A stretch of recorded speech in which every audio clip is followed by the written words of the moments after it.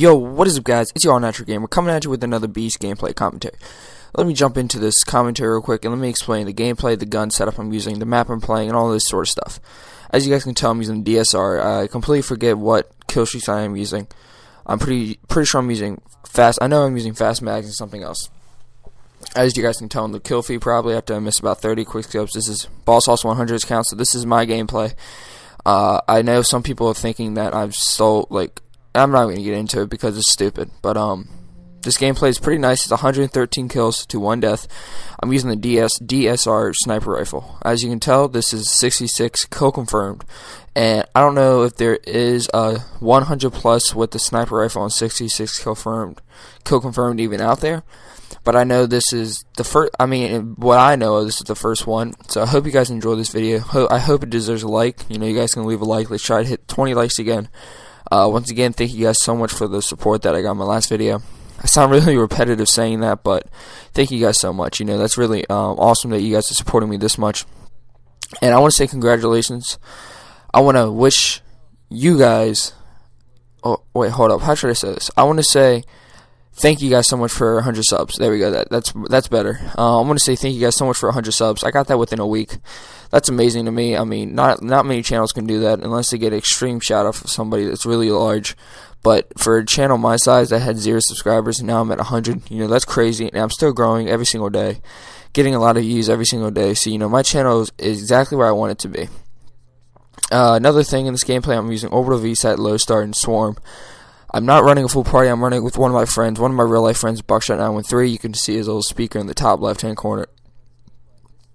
But you know, I just hopped on the game, and I wasn't even going for a gameplay. You know, I was just like, you know, we were just chilling, and then I got a couple pretty cheeky quick scopes, and I was like, oh man, I'm pretty close to a Blackbird. So, you know, I picked up the Blackbird, and I just started going ham with that, and I started going ham with the Lone Star and the Swarm. And this isn't all a DSR. I do use the B23 a couple times. So, you know, I'm probably going to get some hate in the commentary section for that, but, you know, it's not really that big of a deal. I want to do a commentary topic on a video I saw from Lunatic today. I don't know if you guys know who he is, but I'm pretty sure if you guys are subscribed to me, you probably subscribe to the Lunatic. He did a video today on if stats really matter in Call of Duty, and I kind of want to do a follow video on that. And if you guys see him, or you guys talk to him, just tell him to come check out his videos to see if he agrees with it or something like that. You know, that'd be awesome. But he said something like and I'm not going to quote him because I didn't watch it that much. I didn't write down his quotes. But this is what he said. He said, if I have a 3.5 KD, if you're carrying a 3.5 KD, you're rush happy and everything. You know, you're going into spawns. You're playing the game the way the game was made, not abusing the game system while camping in a corner with a target finder silencer, light machine gun, and using Dog, Swarm, and Blackbird, and just, you know, kind of just camping with the full party.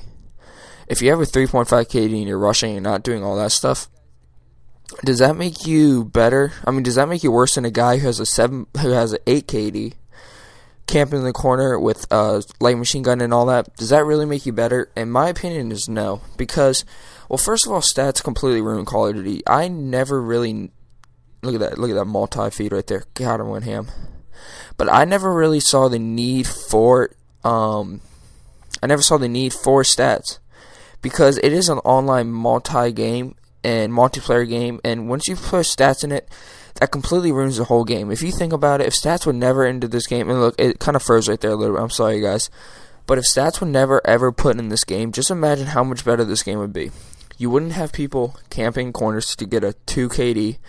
You wouldn't have, you know, you wouldn't have people camping. You wouldn't have people using just retarded class setups, like, you know, like target finder and all that stuff, so they can just have an advantage.